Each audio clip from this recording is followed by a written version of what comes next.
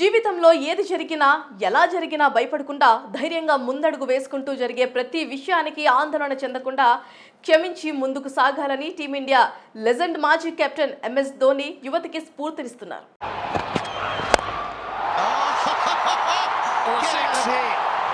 పట్టుదలకు, పోరాట పటిమకు, ప్రశాంతతకు, క్రమశిక్షణకు మారుపేరుగా నిలిచే ఎంఎస్ ధోనిని ప్రేమించని భారతీయుడు ఉండడేమో. 2011లో వన్డే ప్రపంచ కప్ సాధించిన, అంతకు ముందు 2007లో పోటీ ప్రపంచ కప్ ఛేదించిన, ఐసీసీ టెస్ట్ ర్యాంకింగ్స్ లో నెంబర్ 1 స్థానాన్ని కైవసం చేసుకున్న, మరెన్నో records, awards Indian cricket team నెలకొల్పిన అది మిస్టర్ కూల్ మహేందర్ సింగ్ ధోని సారథ్యంలోనే సాధ్యమైంది. Raising the 2020 World Cup and now the youngsters far away from home. నాయకుడనే పదానికి నిర్వచనంలా ఇండియన్ క్రికెట్ చాణక్యునిగా ప్రత్యర్థుల ఆలోచనలకు తగ్గట్టు మైదానంలో వ్యూహాలు పన్నుతూ ఎన్నో వందలాది మ్యాచ్లను తన మేధస్సుతో, చాకచక్యంతో మలుపులు తిప్పాడు. భారతీయ జట్టుకు అపూర్వమైన ఘన విజయాలను అందించాడు ధోని.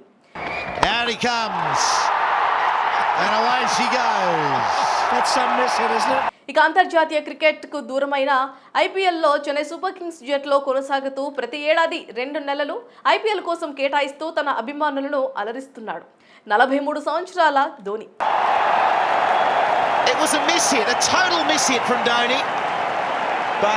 ధోని తాజాగా ఒక ప్రైవేట్ ఈవెంట్ లో పాల్గొని అభిమానుల సమక్షంలో సందడి చేశారు.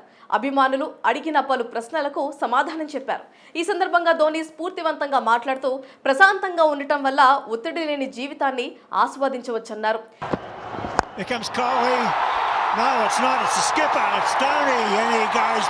ఇతరులు తన గురించి ఏమనుకుంటున్నారో ఆలోచించడం ద్వారా మంచి నిద్రలేని రాత్రులను గడపొద్దని, జీవితాన్ని సింపుల్గా ఉంచుకోవాలని సూచించారు. మన పట్ల నిజాయితీగా ఉండాలి. మన కోసం ప్రజలు ఏం చేసినా వారి పట్ల కృతజ్ఞత కలిగి ఉండాలి. ఇది నా జన్మ హక్కు.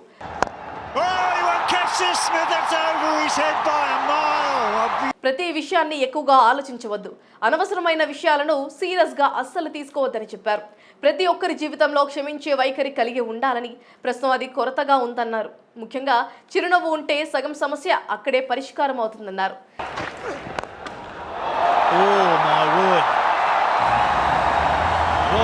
సౌకర్యవంతమైన పరిస్థితుల్లో లేకపోయినా అన్నిటినీ తట్టుకొని నిలబడాలని పేర్కొన్నారు. కొంతమందిని క్షమించడం కష్టమే అయినా క్షమించే శక్తి మాత్రం ప్రతి ఒక్కరికి కలిగి ఉండాలని వెల్లడించారు.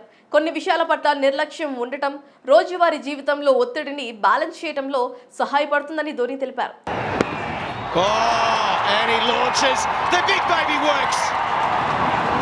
ఇక ఈవెంట్ లో ధోనితో పాటు Indian young cricketer Sanju Samson పాల్గొన్నారు. మొత్తంగా యువతికి స్ఫూర్తిగా నిలిచే ధోని ఇంకొన్ని రోజుల్లో ప్రారంభమయ్యే ఐపీఎల్ 18వ సీజన్లో అడుగు పెట్టబోతున్నాడని దాదాపుగా అనుకోవచ్చు. మరి ఈ ఐపీఎల్లో కూడా ప్రతి ఐపీఎల్ లాగానే తన ఆటతో రాణిస్తూ ప్రేక్షకుల్ని అర్లించడానికి సిద్ధంగా ఉన్నాడు ఎంఎస్ ధోని.